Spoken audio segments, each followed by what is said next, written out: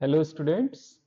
तो आज हम स्टार्ट कर रहे हैं very first chapter of chemistry class 11 and this is the basic concepts of chemistry.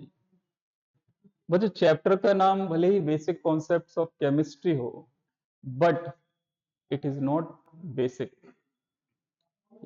Basic का मतलब आप इसे लाइटली ना लें, क्योंकि आप जितने भी चैप्टर्स फिजिकल केमिस्ट्री में 11th क्लास में पढ़ेंगे या 12th क्लास में पढ़ेंगे, फिजिकल केमिस्ट्री के हर चैप्टर में इसके कॉन्सेप्ट्स आपको अप्लाई करने होते हैं।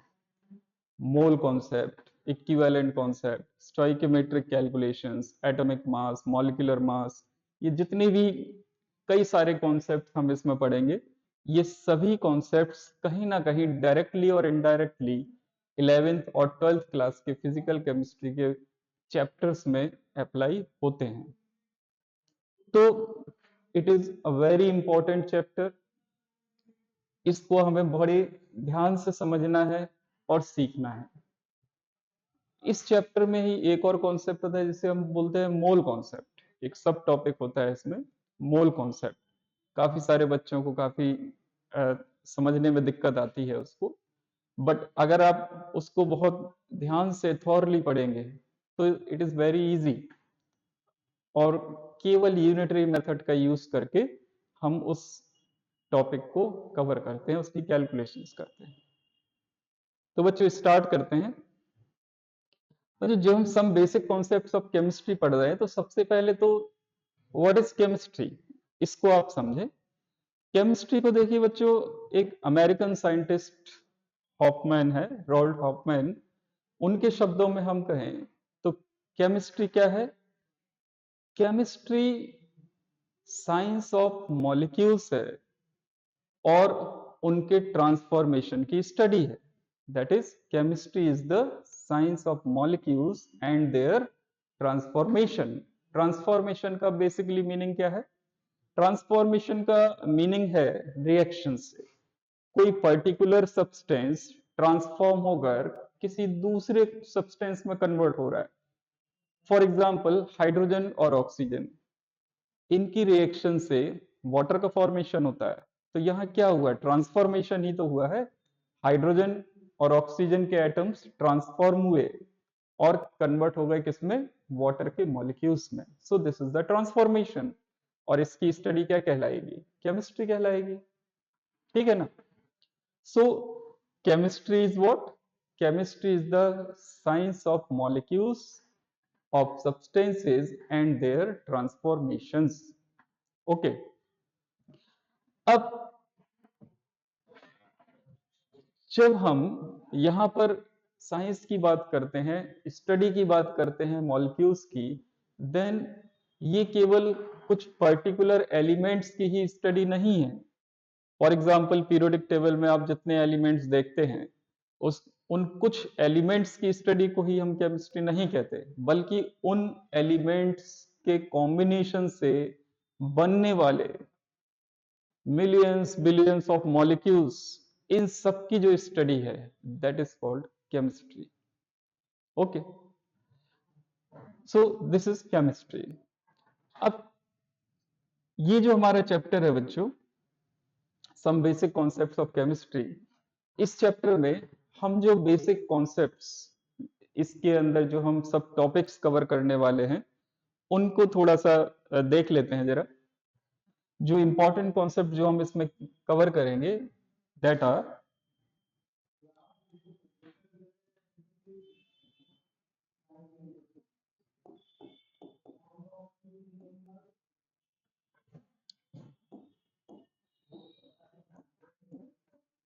Atomic mass,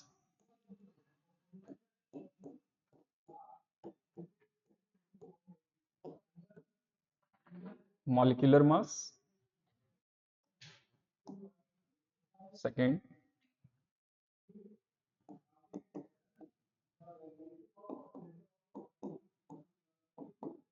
average atomic mass,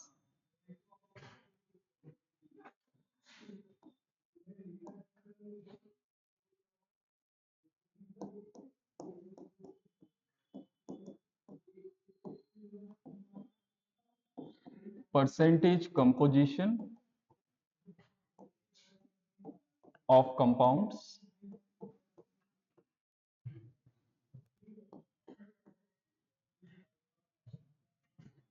mole concept,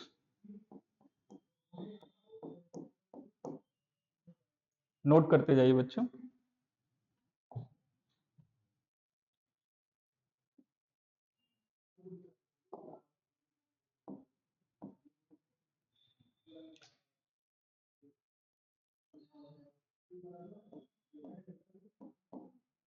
empirical and molecular formulae,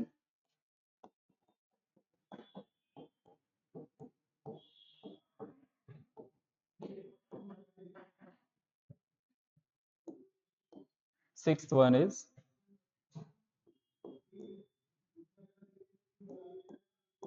concentration terms,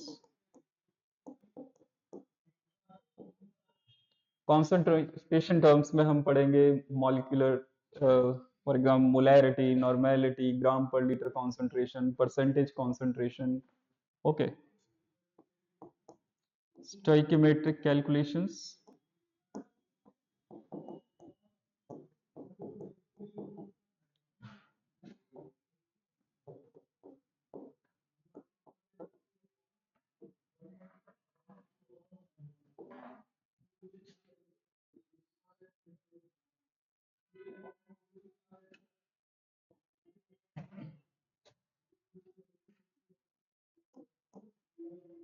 average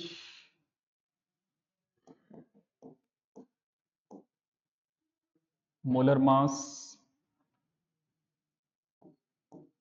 of gaseous mixture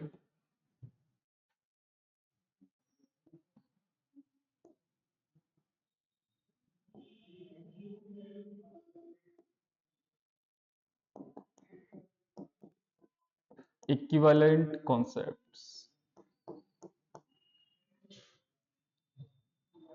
ठीक है बच्चों, तो ये इंपॉर्टेंट कुछ सब टॉपिक्स हैं जो हम इस पर्टिकुलर चैप्टर में कवर करने वाले। ओके, इनको अच्छे से नोट कर लीजिए सारे।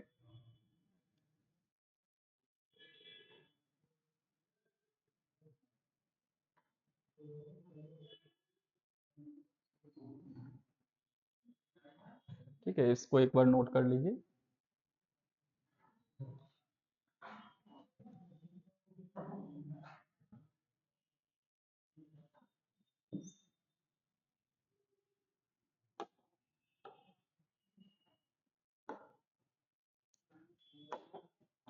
चलिए, अब जो स्टार्ट करते हैं हम अपना टॉपिक।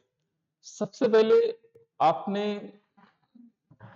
कोई भी जो चीज है, जो कुछ भी आप देख रहे हैं नेचर में, वो सब किससे बनी हुई है? हर ऑब्जेक्ट नेचर का किससे बना हुआ है? जिसको आप कहते हैं मैटर। किससे बनी हुई है हर एक चीज? मैटर से बनी हुई है। और मैटर को आप कैसे डिफाइन करते हैं? आपने अपनी जूनियर क्लासेस में पढ़ा होगा। मैटर क्या है? Anything which occupy space and which has मास। तो कोई भी चीज जिसमें मास है और जो स्पेस ऑक्यूपाई करती है, that is called matter. For example, ये बोर्ड का स्टाइलस, इसमें कुछ मास होगा और ये कुछ स्पेस भी ऑक्यूपाई कर रही है। तो ये किससे बना हुआ है? ये मैटर से बना हुआ है। ठीक है, ये जिससे भी बना हुआ है that is called matter.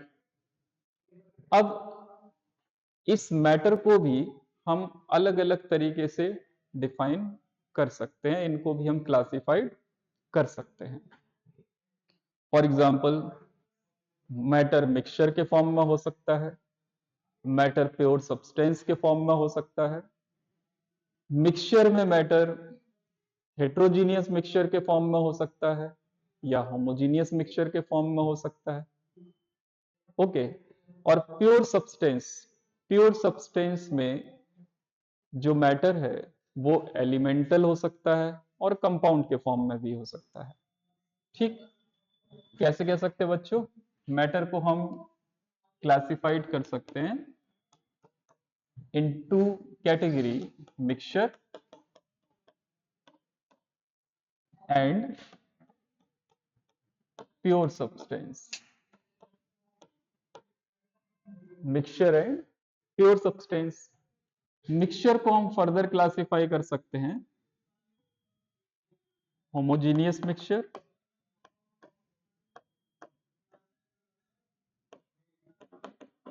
And heterogeneous mixture.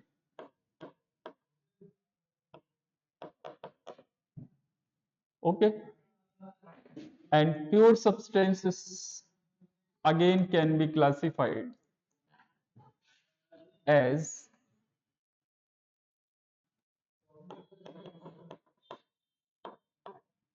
elements or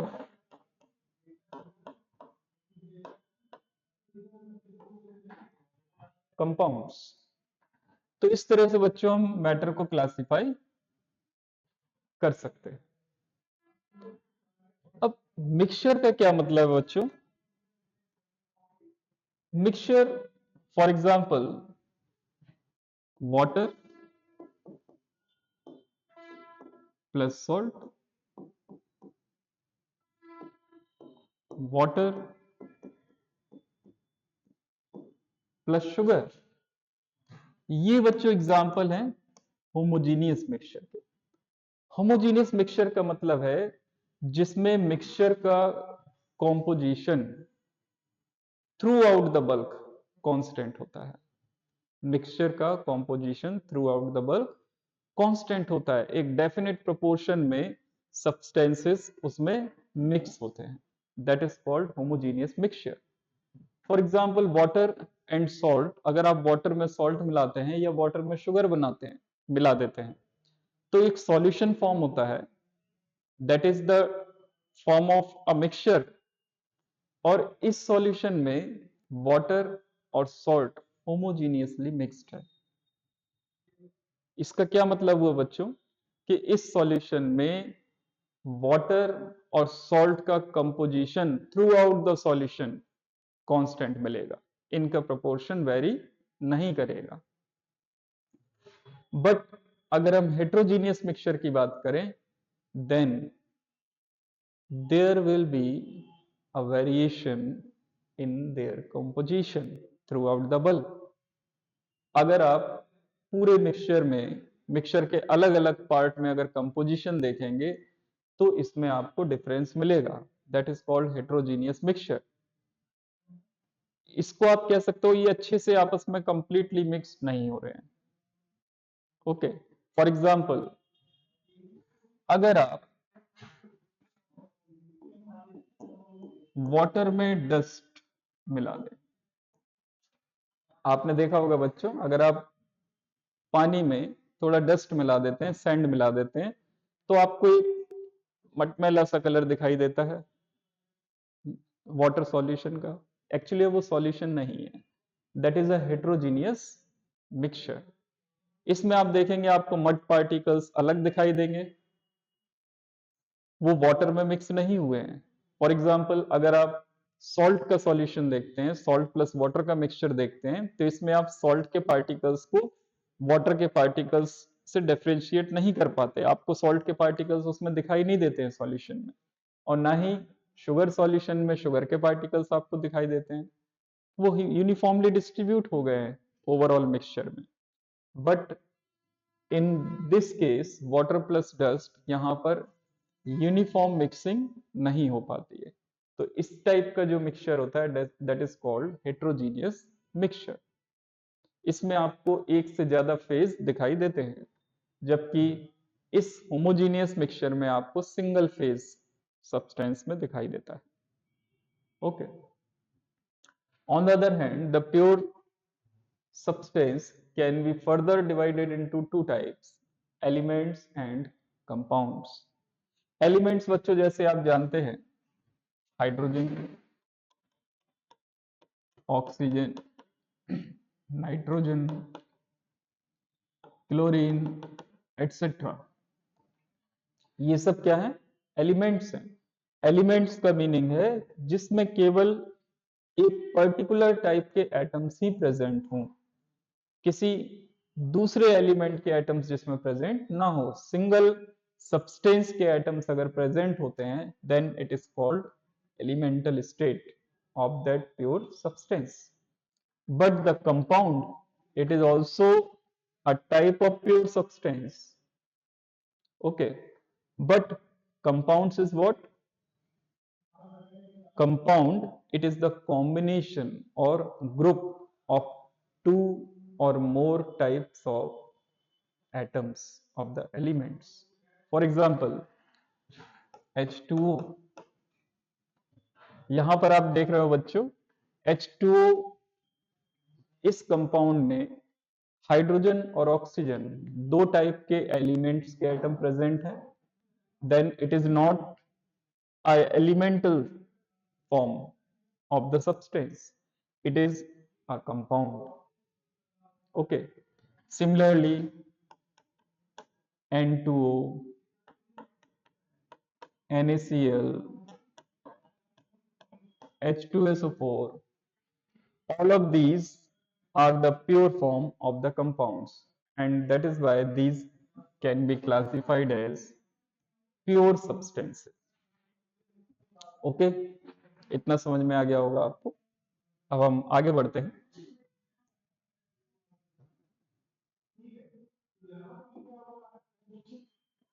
बच्चों, जब हम मैटर के नेचर के बारे में समझ ही गए हैं तो अब एक क्वेश्चन हमारे सामने आता है कि मैटर बना किससे है,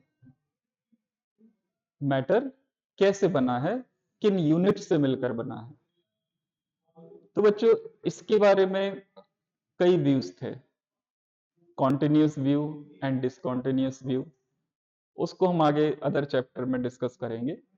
यहां पर हम देखेंगे कि मैटर जिस स्मॉलेस्ट यूनिट से मिलकर बना है उसे हम बोलते हैं एटम। ओके, मैटर की स्मॉलेस्ट यूनिट क्या है? Atom. And it is defined by Dalton also. Dalton's atomic theory में हमें यही बताया गया कि किसी भी मैटर का जो स्मॉलेस्ट, जो फंडामेंटल यूनिट होती है वो होती है उसकी एटम। ओके, तो so the every matter is made up of atoms. Now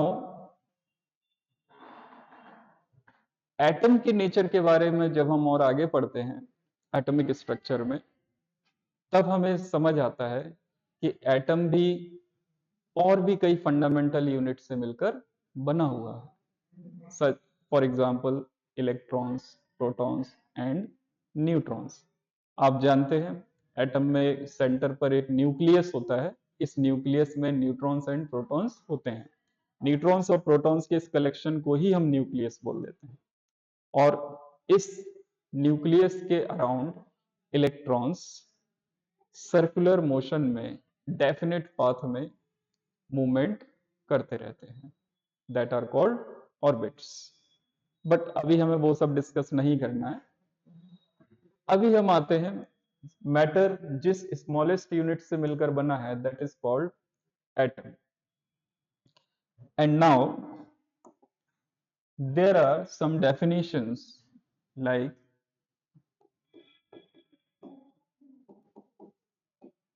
atomic number,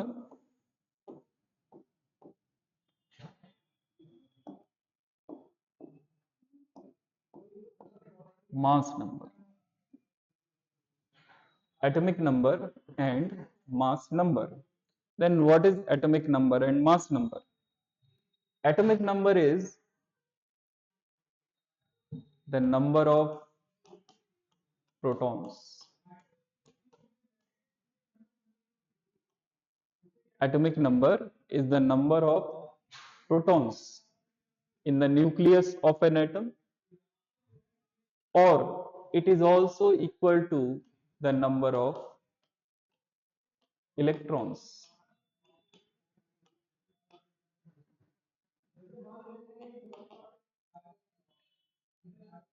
in the atom,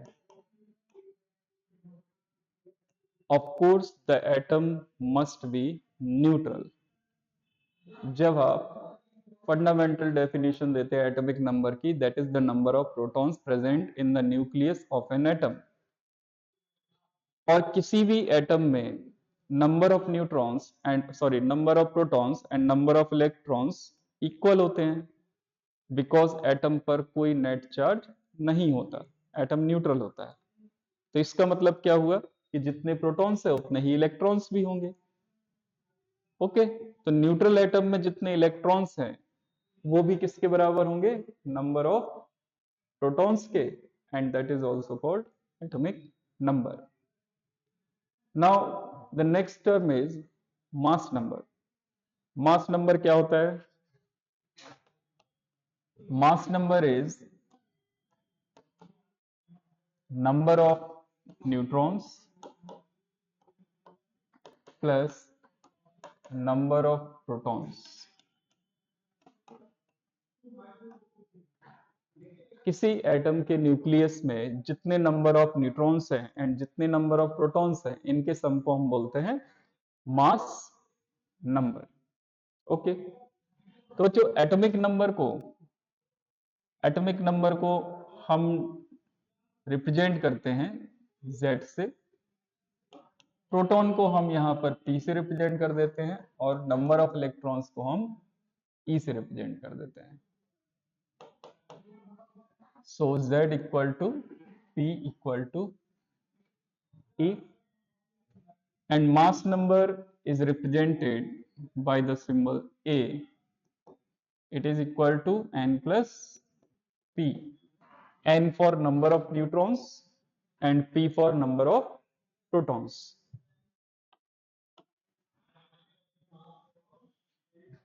ठीक है बच्चों। अब सपोज अगर आपको किसी क्वेश्चन में number of neutrons find out करना है, then N equal to A minus P, and P is equal to Z, that is atomic number. So we can say N equal to A minus Z. Okay, तो इस फॉर्मूले से आप किसी atom में कितने न्यूट्रॉन प्रेजेंट हैं nucleus में, आप इसकी कैलकुलेशन कर सकते हैं।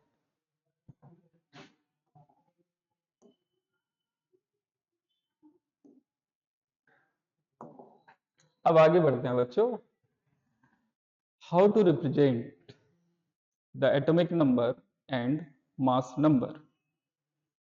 सो बच्चों, एटॉमिक नंबर और मास नंबर को हम इस तरह से रिप्रेजेंट करते हैं,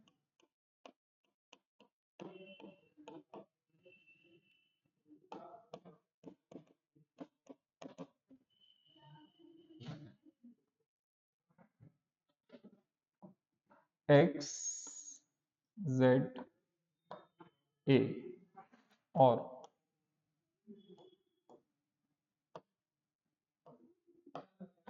ए। ये बच्चों रिप्रेजेंटेशन है एटॉमिक नंबर और मास नंबर का। अब इस रिप्रेजेंटेशन में ये सिंबल क्या बताता है? This symbol represents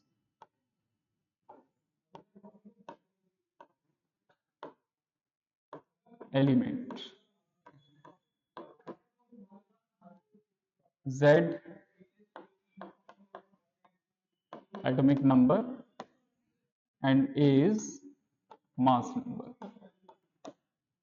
Sometimes Z and A same side में भी हो सकते हैं और समटाइम्स A को ऊपर राइट साइड में भी लिख सकते हैं और Z को लेफ्ट साइड में लोअर कॉर्नर पर। Okay, so this is the representation of atomic number and mass number for an element. Example देख लेते हैं बच्चों।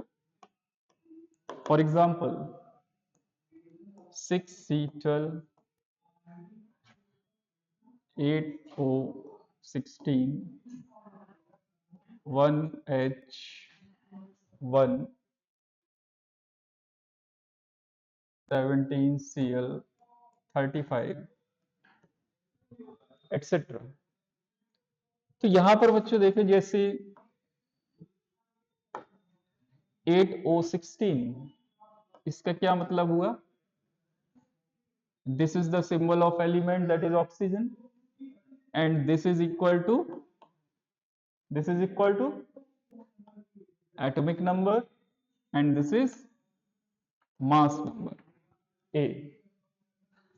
So आप इससे कैलकुलेशन कर सकते हैं number of protons equal to Z equal to 8, number of electrons equal to Z equal to 8, and number of neutrons equal to A minus Z। A की वैल्यू कितनी है? 16, Z की वैल्यू कितनी है? 8, सो इट इज 8। तो इस तरह से आप किसी भी एटम में एटॉमिक नंबर और मास नंबर अगर आपको पता है तो आप उस एटम में नंबर ऑफ प्रोटॉन्स कैलकुलेट कर सकते हैं, उस एटम में नंबर ऑफ इलेक्ट्रॉन्स कैलकुलेट कर सकते हैं, और उस एटम में आप नंबर ऑफ न्यूट्रॉन्स भी कैलकुलेट कर सकते हैं। बच्चों इन फॉर्मूले का यूज होगा जब हम मोल कॉन्सेप्ट पढ़ेंगे, और मोल कॉन्सेप्ट में आपको कई जगह क्वेश्चंस में पूछा जाएगा find the number of moles of electrons or the number of moles of protons or the number of moles of neutrons in an given amount of the atom। Okay, तो इसके लिए आपको इलेक्ट्रॉन, प्रोटॉन और neutrons की calculation होगी कैसे, ये आपको पता होना जरूरी है। तो ये फॉर्मूले आपको याद रखने हैं, ठीक है।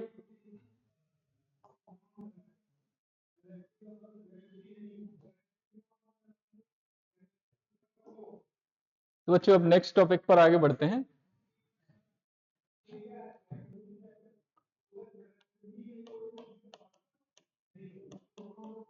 Atomic mass.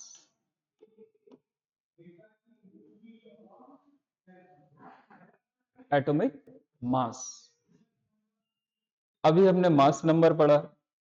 मास नंबर आपने कहा था बच्चों न्यूट्रॉन प्लस प्रोटॉन। ओके, अब बच्चों न्यूट्रॉन प्लस प्रोटॉन का सम क्या कभी डेसिमल में हो सकता है या फ्रैक्शन में आ सकता है? नहीं आ सकता ना, it is always an integer, क्योंकि प्रोटॉन्स को आप डिवाइड नहीं कर सकते, हाफ प्रोटॉन एग्जिस्ट नहीं करता, हाफ न्यूट्रॉन एग्जिस्ट नहीं करता, इसलिए न्यूट्रॉन और प्रोटॉन का सम हमेशा एक इंटीजर वैल्यू ही मिलेगी, and that's why mass number is always an integer value, but atomic mass can be a decimal number। Atomic mass की वैल्यू पॉइंट्स में हो सकती है, ये जरूरी नहीं कि एटॉमिक मास हमेशा इंटीजर में ही होगा, और इसका रीजन आपको इसकी डेफिनेशन से समझ आ जाएगा कि ऐसा क्यों होता है। तो बच्चों मास की जब हम बात करते हैं, एटॉमिक मास की, तो आप क्या कहेंगे? Atomic mass what is it? Mass of an atom. एक एटम के मास को क्या बोलेंगे? एटॉमिक मास कहेंगे, है ना। बट ये एटम बना किससे है? ये एटम बना है, इनकी फंडामेंटल जो यूनिट्स हैं that are neutrons, protons and electrons. Okay, किन किन से बना है? Neutron, protons and electrons. Of course आप जब आगे पढ़ेंगे तो आप देखेंगे इलेक्ट्रॉन का मास बहुत कम होता है, न्यूट्रॉन और प्रोटॉन के मास के रिस्पेक्ट में इलेक्ट्रॉन के मास को हम निग्लेक्ट कर सकते हैं। So the mass of an atom we can say is the sum of the mass of number of mass of nucleons of the atom। nucleons means neutrons and protons। तो किसी atom के nucleus में जितने total number of atoms हैं और जितने total number of neutrons हैं और जितने टोटल नंबर ऑफ प्रोटॉन्स हैं, उनके मास के सम को हम बोलते हैं atomic mass of an atom. अब बच्चों, ये तो एक जनरल डेफिनेशन है कि किसी भी ऑब्जेक्ट के मास को आप क्या कहते हो, उस ऑब्जेक्ट का जो मास है। और एटम के मास को, एटॉमिक मास को हम क्या बोलेंगे, एक एटम का जो मास है। बट इसको हम और भी कई तरीके से डिफाइन करते हैं। फॉर एग्जाम्पल बच्चों, जब अर्ली एज की हम बात करें, अगर हम एटॉमिक मास, एटम का हमें मास देखना है कि इस किसी एटम का मास कितना होगा, तो बहुत स्टार्टिंग में 19th में की बात हम कर रहे हैं, जब आप उस समय हमारे पास में कोई इस टाइप के इंस्ट्रूमेंट्स या कोई पर्टिकुलर टेक्नोलॉजी इस तरह से नहीं थी कि हम एक एब्सोल्यूट वैल्यू एटम के मास की कैलकुलेट कर पाए। आज हम मास स्पेक्ट्रोमेट्री के थ्रू हम एटॉमिक मास कैलकुलेट कर सकते हैं, लेकिन उस समय ये टेक्निक्स डेवलप नहीं थी। तो उस समय एटम के मास को कैसे कैलकुलेट किया जाता था? तो उस समय बच्चों एटम के मास को रिलेटिव एटॉमिक मास के टर्म्स में कैलकुलेट करते थे। तो यहां पर हम रिलेटिव एटॉमिक मास की बात करें थोड़ा, कि रिलेटिव एटॉमिक मास के टर्म्स में कैसे कैलकुलेट करते थे। सबसे लाइटेस्ट एटम किस एलिमेंट का होगा बच्चों, सोचिए जरा, बताइए। सबसे हल्का एटम किस एलिमेंट का होता है? हाइड्रोजन का, है ना? तो हाइड्रोजन का एटम सबसे हल्का एटम होता है।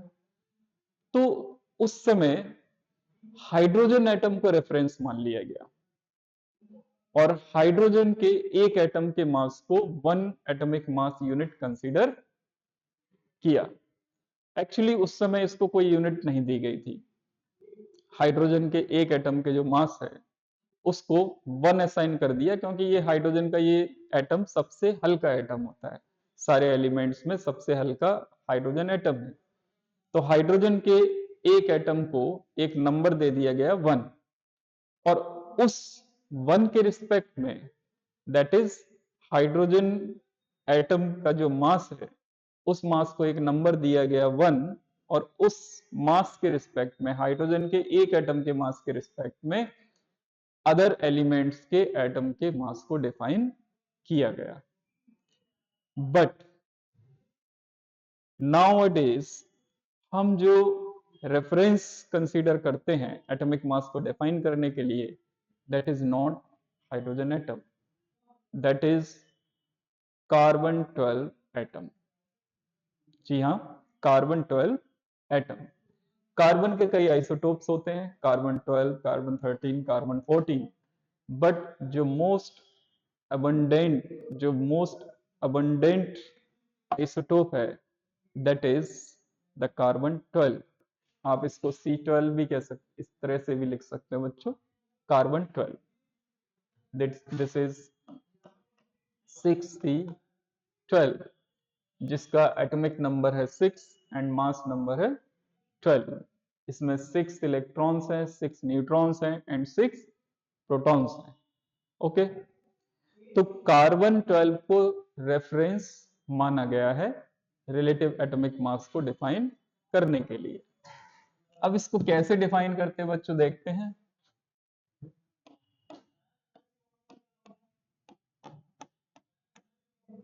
रिलेटिव एटॉमिक मास,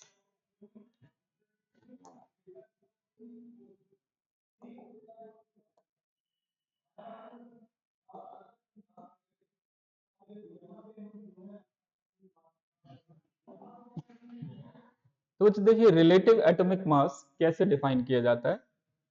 इसके लिए कार्बन का, कार्बन 12 का एक एटम हम कंसीडर करें और इसके 12 इक्वल पार्ट कर दें। कितने पार्ट्स में डिवाइड कर दें बच्चों? 12 इक्वल पार्ट्स में डिवाइड करें। तो ये पार्ट हमारा है 1/12 पार्ट। ओके, एक कार्बन 12 का एटम है और उसका हमने एक 1/12 पार्ट लिया। इस 1/12 पार्ट के मास को कंसीडर किया गया 1 एटॉमिक मास यूनिट, जिसको आप शॉर्ट में लिखते हो 1 AMU। समझ में आया? एक कार्बन 12 एटम है, इस कार्बन 12 एटम के अगर हम 12 इक्वल पार्ट कर दें तो एक पार्ट कितना कहलाएगा? 1/12 पार्ट कहलाएगा। और इस 1/12 पार्ट का जो मास है, इसको कंसीडर क्या किया गया बच्चों? इसको मान लिया गया 1 एटॉमिक मास यूनिट। ये एक यूनिट इसको असाइन कर दी, atomic mass unit, that is also called AMU, 1 AMU। इसको हम कभी कभी केवल U भी लिख देते हैं, 1U। U का मीनिंग है बच्चों unified mass, it is unified mass. So AMU means atomic mass unit and U for unified mass. तो आप इसके मास को 1 AMU भी कह सकते हो और 1 U भी कह सकते हो, ठीक है। अब इसकी जो वैल्यू है, आपने इसको एक नंबर तो दे दिया 1 AMU के बराबर, बट इसकी कुछ तो एब्सोल्यूट वैल्यू होगी ना, कुछ तो इसकी एब्सोल्यूट मास होगी 1/12 पार्ट की। तो इसका जो एब्सोल्यूट मास होता है 1/12 पार्ट का,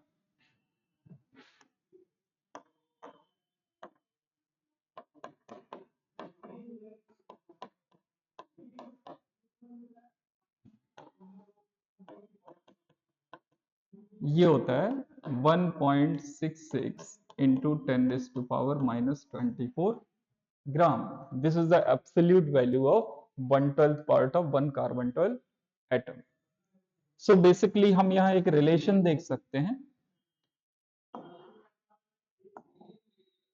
1 AMU equal to 1.66 into 10⁻⁻24 gram, and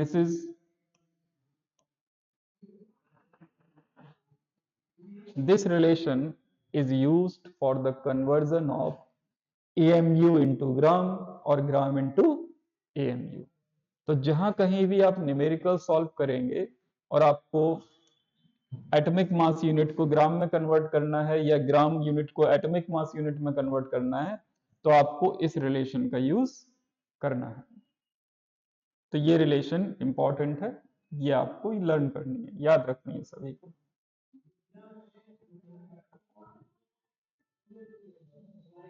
तो बच्चों अब हमने ये समझ लिया कि जो रेफरेंस माना गया रिलेटिव एटॉमिक मास को डिफाइन करने के लिए, वो किससे माना गया? कार्बन 12 आइसोटोप्स को।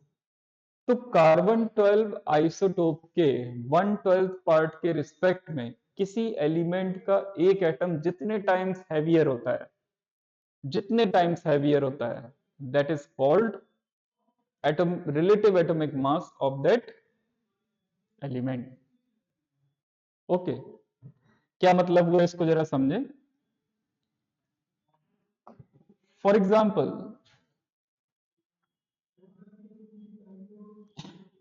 अगर मैं कहूं mass of 1 hydrogen atom equal to 1 into mass of 1/12 part of C12 atom. तो यहां एक हाइड्रोजन एटम का मास कार्बन 12 के 1/12 पार्ट के रिस्पेक्ट में कितने टाइम्स है? 1 times. So relative atomic mass hydrogen atom का क्या होगा बच्चों?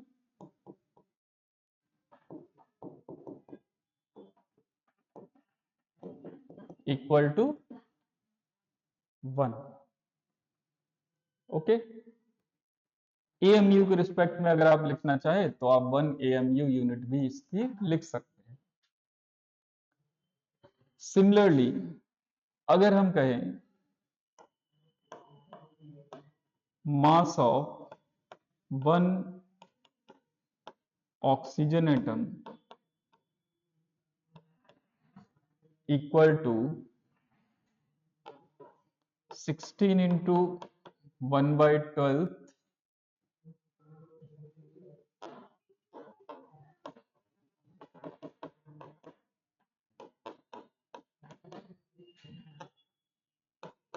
Of C12 atom.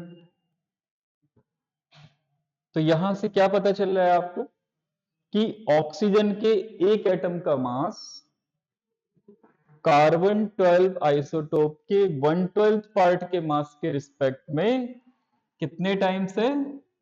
16 टाइम्स। तो ऑक्सीजन का रिलेटिव एटॉमिक मास क्या होगा? रिलेटिव एटॉमिक मास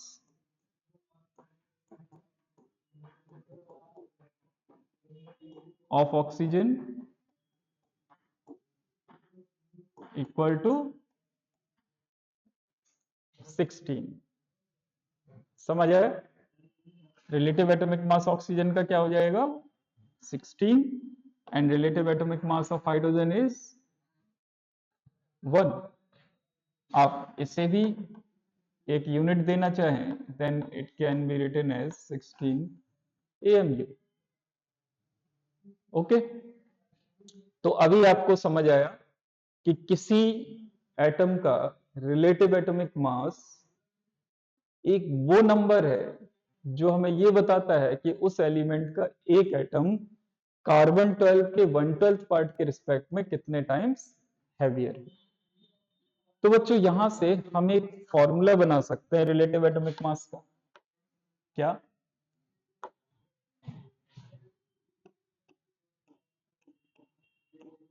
पहले हम डेफिनेशन लिखते हैं।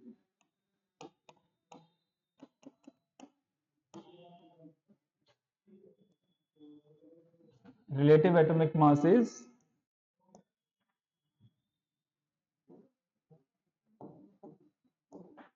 mass of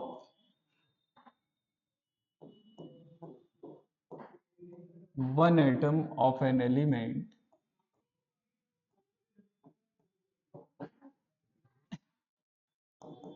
with respect to the mass of 1/12 part of carbon 12 atom. So this is the definition of relative atomic mass. Short में हम इसको RAM भी लिख देते हैं, relative atomic mass.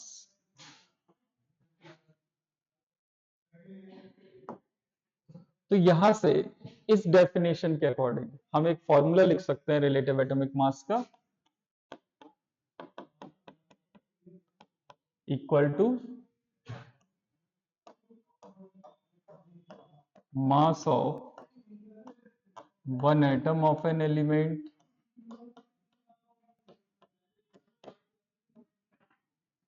divided by 1/12 into mass of 1 C12 atom।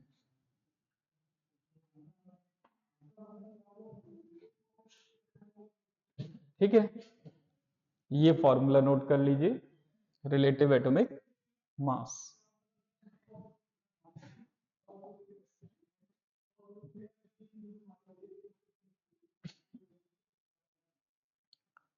कर लिए note?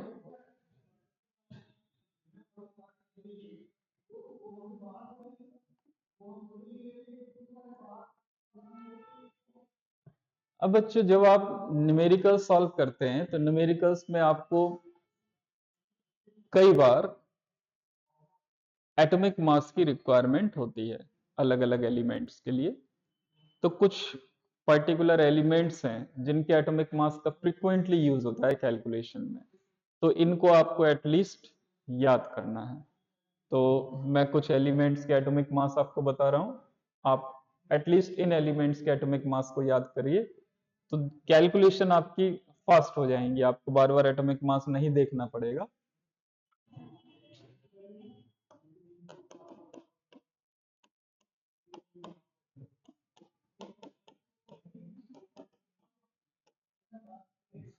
Element and atomic mass एक टेबलर फॉर्म में नोट कर लीजिए।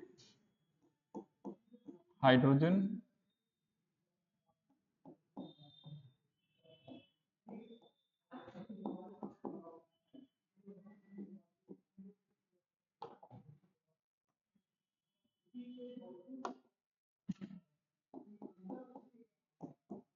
Sodium 23, potassium 39,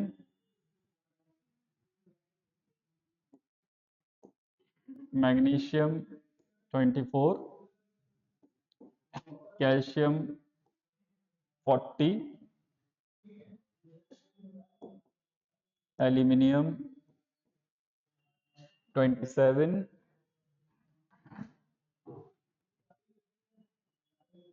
carbon 12,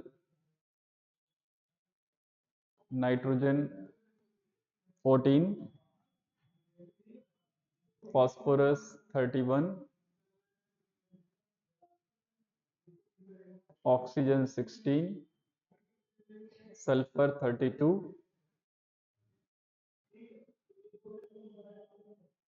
fluorine 19, chlorine 35.5, bromine 80,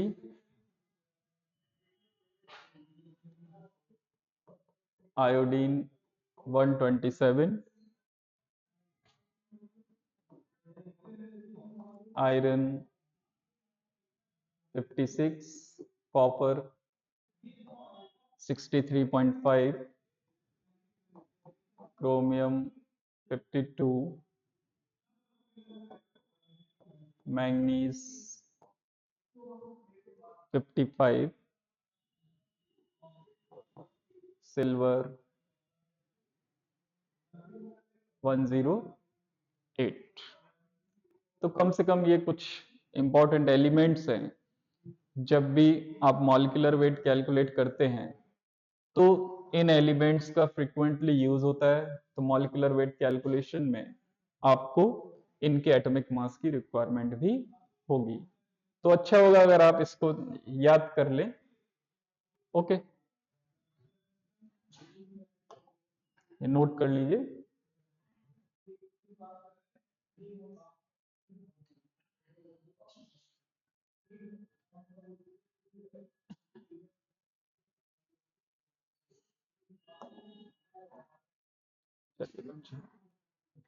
तो बच्चों, आज हमने पढ़ा रिलेटिव एटॉमिक मास के बारे में और कुछ एलिमेंट्स के एटॉमिक मास। नेक्स्ट क्लास में हम पढ़ेंगे रिलेटिव मॉलिक्यूलर मास और उनकी कैलकुलेशन कैसे करते हैं रिलेटिव मॉलिक्यूलर मास की भी। तो इसके लिए आप तैयार होकर रहिए। आपको जो टेबल आज बताई है उन टेबल को आपको याद करके रखना है। ओके, चलिए, थैंक यू।